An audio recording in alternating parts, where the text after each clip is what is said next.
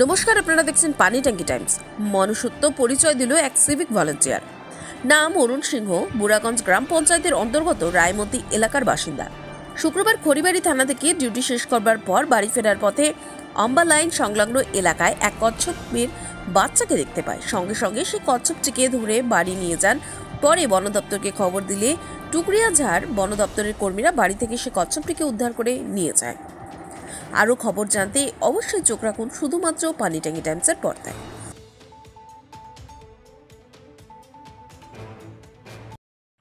নমস্কার, আমি ডিউটি থেকে ফেরার পথে গোয়াবাড়ি ঘাটে আমি ওই সব ছোট কচ্ছপটা পেয়ে থাকি এবং আমি চিন্তা করি যে এটা যদি অন্য কারো হাতে পড়ে যায় তাহলে এটাকে মেরে ফেলবো বা খেয়ে ফেলবে।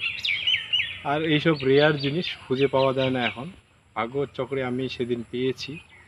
তাই ভাবলাম এটা ফরেস্ট ডিপার্টমেন্টকে দিয়ে দিই, কারণ আমরা তো এখন খুব কমে দেখি।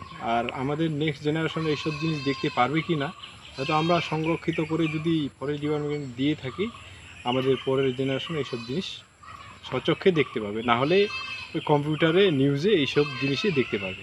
নমস্কার।